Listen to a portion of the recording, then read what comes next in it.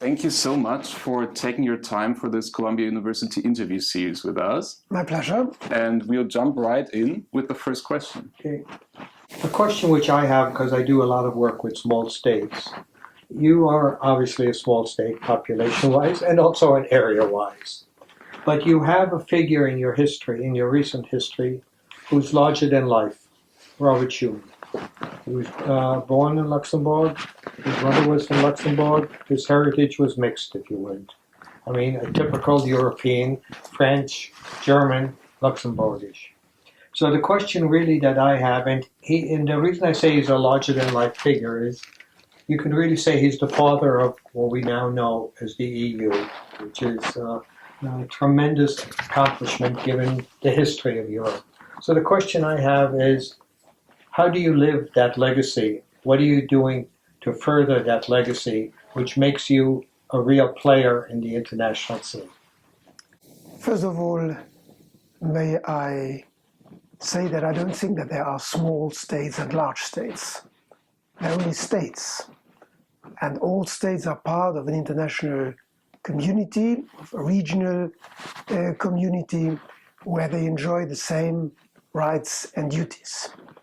And Luxembourg is a good example for that, because whenever we go somewhere, we, for instance, in the European Union, in the United Nations, we speak with the same voice, we make our voice heard, we are part of the concert of nations, and I think that is very important. The second point is that I think that even the larger countries, especially in today's world, have to realize that they're also very small. That certainly goes for the European states, because none of those countries can really achieve any of the goals on its own. And that is why we Europeans believe in the European Union. And Robert Schuman, indeed, a Frenchman, a Luxembourger, born in Luxembourg, became French Minister of Foreign Affairs, and he, together with Jean Monnet, who was his advisor and speechwriter, said, well, let's put things together, coal and steel first, and then the economy in general thereafter, to achieve political goals of peace and prosperity. And I think that is still true today. And a cornerstone of the EU, and also particularly of the course of the Benelux region, is cross-border cooperation in all areas of life. And this year, 65 years following the start of the treaty establishing the Benelux Economic Union, there are several projects that really showcase that, whether it's the Benelux Climate Platform, the Steering Group, or also cooperation with the German state of North Rhine-Westphalia on the Einstein telescope. So how do you plan to advance these cross-border cooperations as part of your governmental work? Benelux has always been a little bit a laboratory of what Europe can do. We abolished the borders between Belgium, Netherlands and Luxembourg long before the so-called Schengen Agreement was signed in 1985. We had the police cooperation before this was expanded in the European Union. And so now again we are looking for different projects where we think that we can work together. You mentioned some of those. But in general, cross-border is the key to economic growth, is the key to prosperity, is the key to safety. Because again, if you have criminals operating in one country, they cross the border, it's necessary that the police authorities work together. If you have companies, especially in smaller economies, but even in large economies, they want to export their products. They need to import some of the goods that they need to produce their products. And if you abolish the borders, you have an instrument to strengthen economic growth and thereby create jobs. So the single European market, the interior market of 400 million people, that is what Europe is all about. And Benelux is a part of that. And by the way, the European Treaty even foresees that Benelux sometimes can go faster than the other countries. So the European Union recognizes Benelux as an historic construction, but we do not only operate within Benelux, we also do a lot with our two other neighbors, i.e. France and Belgium. And we live and we think cross-border. As did, by the way, Robert Schuman. Thinking cross-border is one thing, acting cross-border is another, and that also requires a legal system that transcends any particular border, because if we're going to cooperate across border, we need something more than local laws. So where do you see the development both of the Benelux, let's say, but also the EU in the development of the laws, because there's so many different systems, so many languages, and one time I even found that it couldn't translate German accurately, to my great surprise. They made a mistake between and or. So the question is really, where, and it's also coming back to, although you corrected me a little bit on small states, isn't law the underlying basis, and that requires also trust and enforcement? Of course, because the European Union is a legal product. It has been created by law, and in a certain number of areas, in particular in economic law, it is the basis for the single market to function. It is a legal construction because if a country or company or an individual doesn't respect European law, we have this unique instrument, which is the European Court of Justice located in Luxembourg, that makes sure that the law is interpreted in the same manner all over Europe.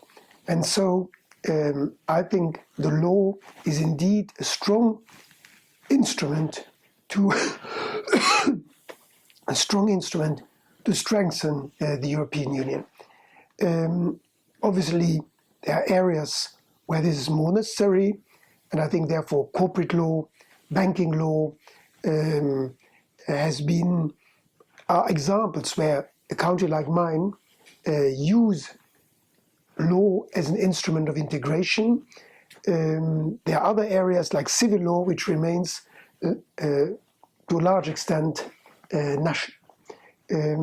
But certainly we need to do more there, and we will get there. I mean, a lot of the meetings that take place at the European level are about harmonization of laws. But next to the harmonization of laws, i.e. making sure that they are everywhere the same, I think another powerful tool for the single markets is also a mutual recognition.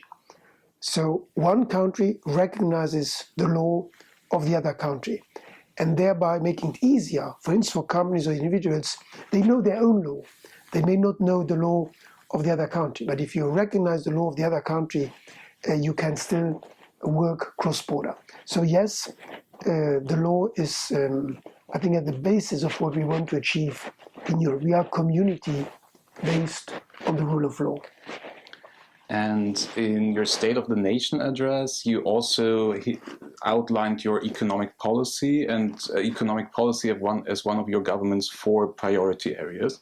And you said that stability and trust are at the core of what Luxembourg is doing today, also in the financial sector.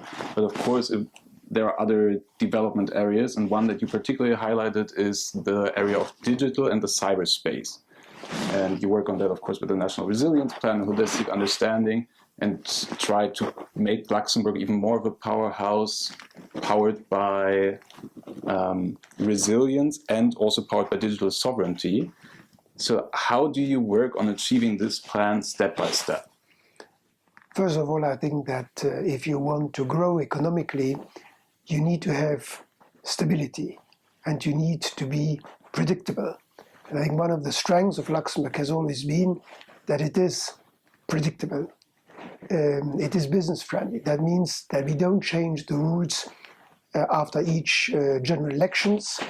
We stay on course, and we want the economy to work well, and thereby making Luxembourg a hub for international activities. So using Luxembourg to export goods and services into Europe and to some extent into the world. Financial services is a good example of that. Steel is another one. Satellites is another one. Very often based on European roots. Now we have to add to that new technological developments.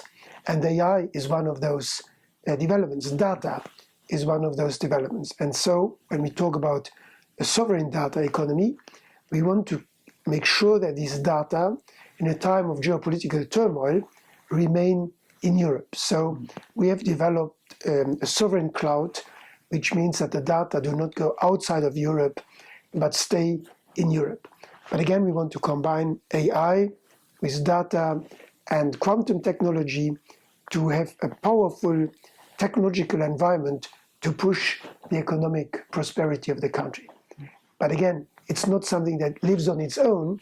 It's, I would say, a necessary element to keep the real economy and the financial economy going. And on several occasions, you also spoke about your government's main conviction of progress through stability and stability through progress. Yeah. So, twofold question. First of all, how do you think this conviction could also help the UN right now in the times we're living in? And second part, how has this conviction been shaped for you throughout your time studying, also in the US, the chambers of commerce, and of course the different ministerial positions you worked in? Well, there are two words there, stability and progress. The world is not very stable right now. And some European countries are also less stable than others. And therefore, we believe that it's extremely important to strengthen democracy, but democracy must work. So we make compromises in our democratic system. We listen to each other. And that is one of the tools that we use to keep this stability. Progress at the same time means you cannot stop where you are.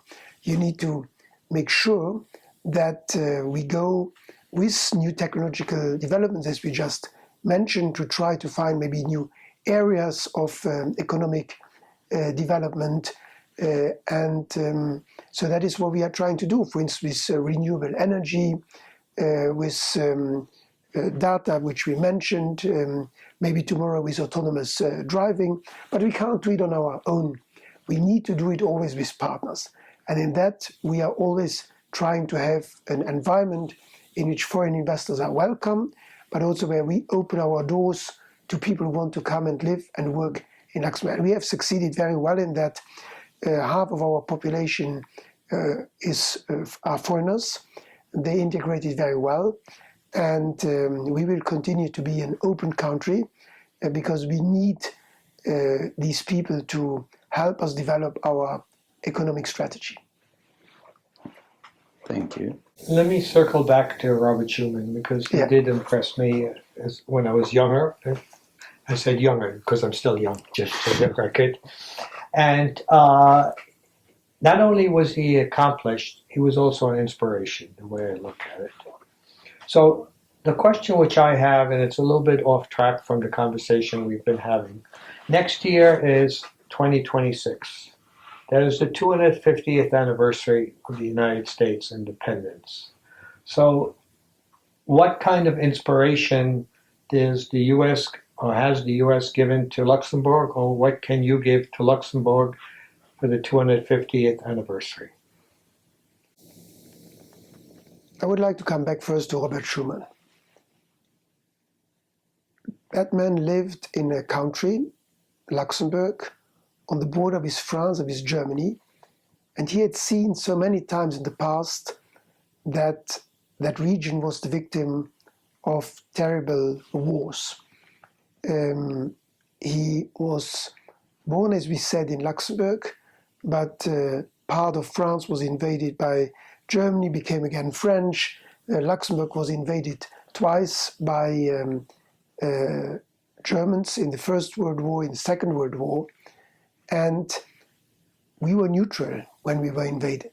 So we realized that neutrality really doesn't work, because you need to be in a club of allied powers to help you if you are in trouble. And that is the basis of our friendship with the United States of America, because Americans came to liberate Luxembourg. Our government was in exile in Washington and partially in London. and it was through the help of the United States of America that we managed to get back our independence. And that is extremely important. That is the basis of a transatlantic friendship that, for me, independent of political turmoil at a certain moment, will always remain. Second point is, you know, America and Europe, especially our countries, Luxembourg, France, have so much in common when you look at their constitutions. The fundamental human rights enshrined in the US Constitution and in the French Declaration of Human Rights, which we copied more or less into our Luxembourg legal system, are totally identical. And I hope that those who lead our countries in America and in Europe will live up to the ideals of our Constitution. And that is my wish for Europe, and it is my wish also for the friendship between Europe and the United States for the next year and for the many years to come. Thank you. Thank you so much for taking your time. Thank you. It was great meeting you.